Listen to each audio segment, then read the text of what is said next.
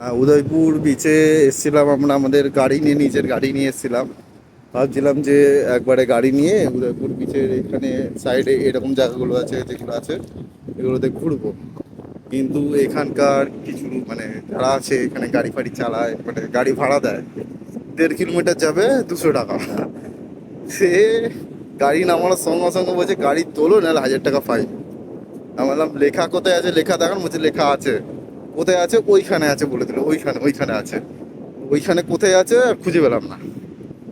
কিন্তু একটাই বলবো, যদি তোমরা ভাবো যে গাড়ি নিয়ে আসবে উদয়পুর বিচে ঘুরবে, তো এখানে হবে না। এর জন্য এখানে এরা 200 টাকা চার্জ করবে।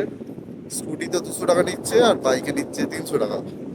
আর তার আগে একটা জিনিস বলার ছিল, যে গাড়িতে যখনই চাপবে তার আগে গাড়িটার ভিডিও করে নেবে একবার। না হলে পরে যখন গাড়ি থেকে নামবে বলবে এইটা ভাঙা ছিল, ভাঙা ছিল না, ভেঙে দিয়েছেন আপনি, জরিমানা লাগবে।